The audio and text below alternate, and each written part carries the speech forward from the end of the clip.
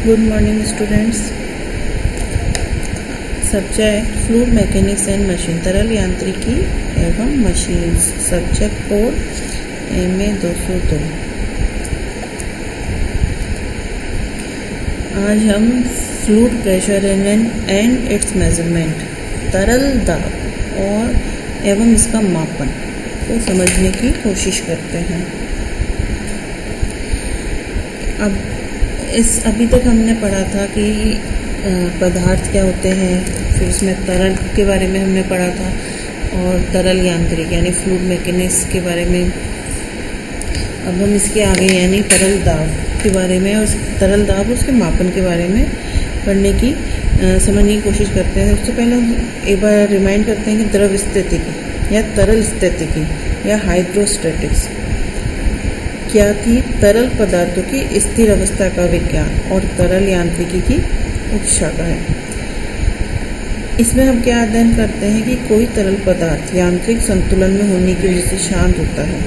इसके विपरीत तरल गतिकी विज्ञान की उस शाखा को कहते हैं जिसमें हिलते डुलते अशांत या असंतुलित तरलों का अध्ययन किया जाता है। अब बात करते हैं कि दाब मापन। तो किसी तरह द्रव तथा गैस द्वारा किसी सतह पर डाले गए बल का मापन दाब मापन कहलाता है। ये हम इकाई क्षेत्रफल मतलब बल प्रति इकाई क्षेत्रफल में इसको मापते हैं। अब दाब और निर्वात को नापने के लिए अनेक तकनीकों का विकास किया गया है। जिन उपकरणों से हम दाब नापते हैं दाब मापी या प्रेशर गेज या वैक्यूम गेज कहते हैं। इसका एग्जाम्पल है मैनोमीटर, एक दाब उपकरण है। और दाब को दर्शाने के लिए हम क्या करते हैं, एक स्तंभ की ऊंचाई का प्रयोग करते हैं। इस तरीके से गुर्दा प्रमापी भी एक यांत्रिक दाब मापी है। एक बेसिक जानकारी है। अभी हम तरल दाब में सबसे पहले इसकी डेफिनेशन यानी इसकी परिभाषा एंड इट्स यूनिट और इसकी इकाई मात्रक क्या है वो देखेंगे। पास्कल्स नियम क्या है एक हुआ, और intensity of pressure at a point in fluid at rest, जब हमारा फ्लूइड तरल ये रेस्ट मतलब रुका हुआ है तब उसके द्वारा जो उसकी किसी जो दाब लगाया जाता है उसके बारे में समझने की कोशिश करेंगे। सबसे पहले डेफिनेशन है the pressure exerted by a fluid directly proportional to the specific gravity at any point and to the height of the fluid above the point। तरल दाब क्या हुआ, किसी भी तरल के द्वारा जो दाब लगाया जाता है वो उसकी स्पेसिफिक ग्रेविटी के समानुपाती होता है। उस पॉइंट पे जो उसकी स्पेसिफिक ग्रेविटी लग रही है और उस पॉइंट के ऊपर तरल की कितनी हाइट है ये इस पे डिपेंड करता है। मतलब जिस बिंदु पे हम तरल का मापन कर रहे हैं दाब का, उससे ऊपर फ्लूइड कितनी हाइट तक भरा हुआ है और उस फ्लूइड की स्पेसिफिक ग्रेविटी आपेक्षिक घनत्व या गुरुत्व घनत्व कितना है। जैसे जैसे हाइट बढ़ेगी फ्लूइड प्रेशर इंक्रीज होगा। Fluid pressure is the pressure at a point within fluid arising due to the weight of the fluid, और ये फ्लूइड के भार के कारण लगेगा। और किसी भी फ्लूइड की डेंसिटी निकालने का हम इससे पहले अध्ययन कर चुके हैं। कैसे निकालेंगे, हम सिर्फ मास ऑफ द फ्लूइड को उसकी वॉल्यूम से डिवाइड करते हैं।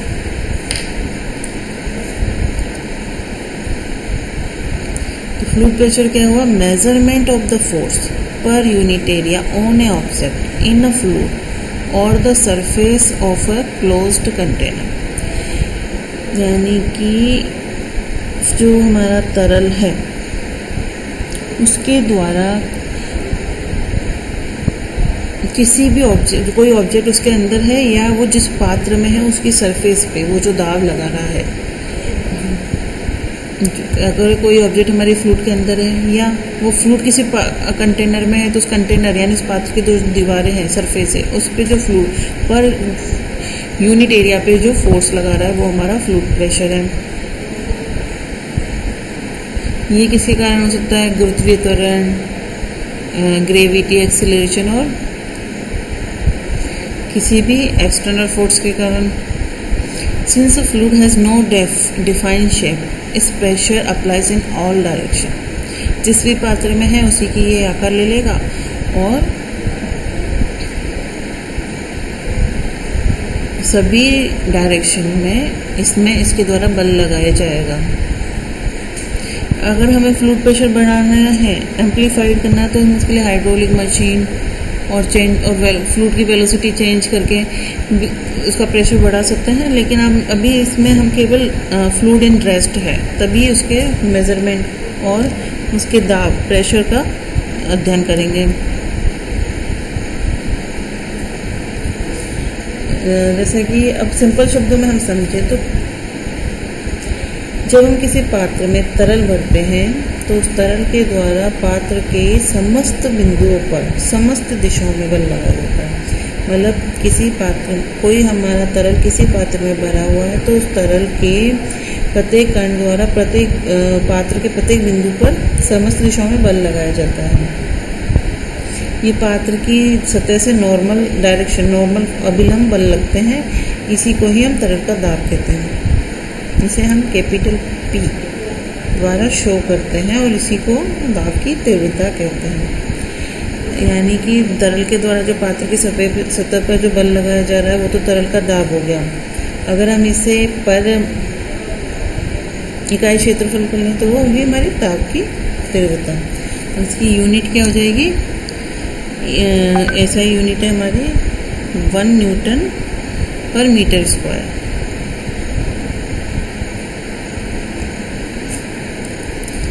1 न्यूटन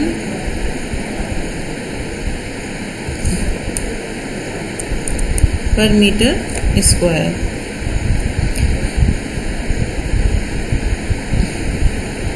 और इसे हम निकालने के लिए किससे देते हैं प्रेशर?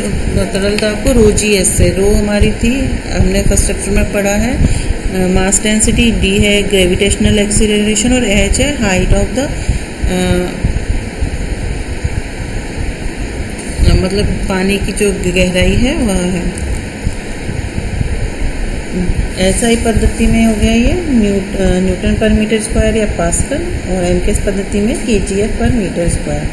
तो हमारा बल P हो गया F/A, बल बटे क्षेत्रफल। पास्कल का क्या नियम है कि किसी पात्र में स्थिर द्रव के अंदर किसी भी बिंदु पर द्रव का दाब सभी दिशाओं में समान होता है। यानी कोई पात्र है, इसमें कोई स्थिर द्रव है और हम इसमें कोई भी पॉइंट ले तो उसमें सारी डायरेक्शंस में लगने वाला बल का मान सेम होगा, समान होगा। जो हमारा पास्कल का नियम है केवल स्थिर द्रव, स्टैटिक फ्लूइड पे ही लगता है। और अगर हम अलग अलग बिंदु की बात करें तो दाब अलग अलग होगा। ये एक ही बिंदु पर लगने वाला सभी दिशाओं में दाब समान होता है, लेकिन अलग अलग बिंदु पर दाब अलग अलग होता है। Pascal's law says that pressure applied to an enclosed fluid will be transmitted without a change in magnitude to every point of the fluid and to the wall of the container. The pressure at any point in the fluid is equal in all directions.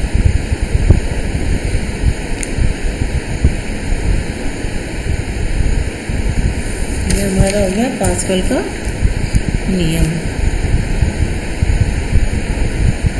यानी कि किसी भी अगर हम change होगा pressure में तो वो इक्वली डिस्ट्रीब्यूट होगा।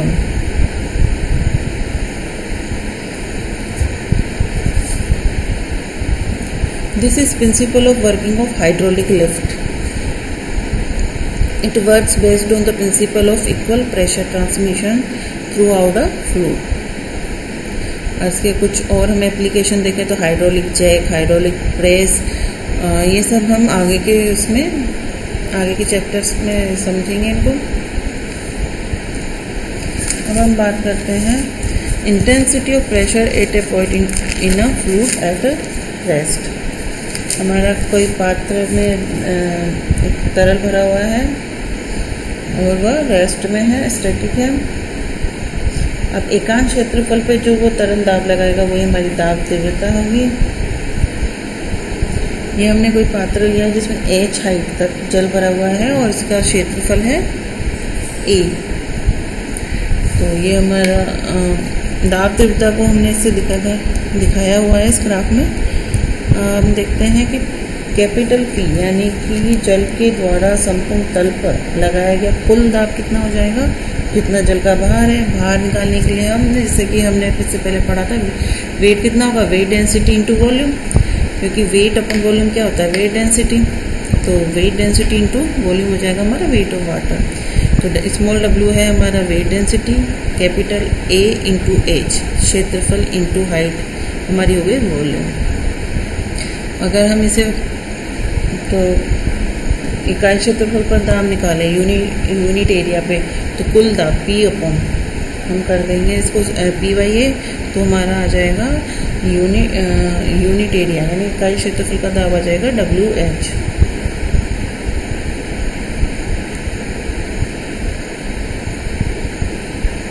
न्यूटन पर मीटर स्क्वायर में।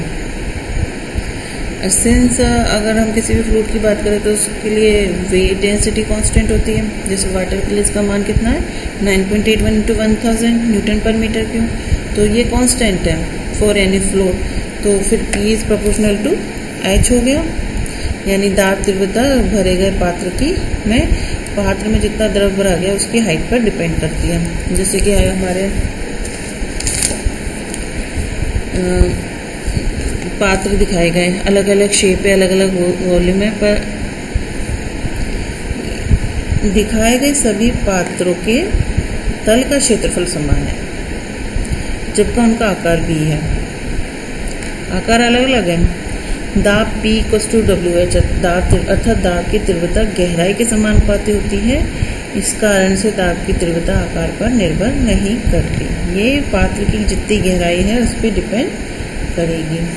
तो ये हमारा दाब का मापन हो गया। यानी कि अब हम सरल शब्दों में समझे तो फ्लूइड प्रेशर एंड मेजरमेंट क्या हुआ, किसी भी पात्र में कोई द्रव है तो उसके द्वारा जो समस्त पात्र के बिंदुओं पर जो बल लगाया गया वो तरल दाब हो गया। इसकी मात्रक हो गया न्यूटन पर मीटर स्क्वायर, जिसे हम पास्कल कहते हैं। 1 newton per metre square equals to 1 pascal. और पास्कल का नियम क्या है कि किसी भी पात्र में स्थिर द्रव के अंदर किसी भी बिंदुओं पर द्रव का मान सभी दिशाओं में समान होता है और अलग अलग बिंदुओं पर दाब अलग अलग होगा। ये केवल स्थिर द्रव पर ही पास्कल का नियम लगता है। अब बात करते हैं कि दाब की कुल दाब हमारा P होगा WAH। W है हमारी भार घनत्व, A है क्षेत्रफल, H है तरल की ऊंचाई। और दाब तीव्रता की बात करें तो वो हमारी होगी WH Newton per metre square. और जैसे इसकी यूनिट की बात करें, P ये होता है हमारा न्यूटन पर मीटर क्यूब। ये है मीटर, तो मीटर क्यूब और मीटर वर्ग है न्यूटन पर मीटर स्क्वायर। इधर बात करें न्यूटन पर मीटर क्यूब, ये मीटर स्क्वायर, ये मीटर से ये कट गया तो हमारा आएगा ये न्यूटन में। ये हमारा कुल दाब आएगा न्यूटन में। वेट ऑफ वाटर की क्या यूनिट होती है, न्यूटन में। और इसकी बात करें पर यूनिट में तो न्यूटन पर मीटर स्क्वायर। ये WH की इसकी यूनिट हो गई हमारी Newton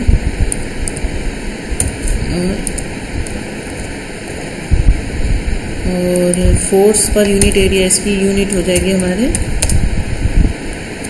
Newton per metre square. आगे हम दाब तीव्रता और को समझने की कोशिश करेंगे और दाब के प्रकार को अगले चैप्टर्स में हम इसे समझेंगे। Thank you.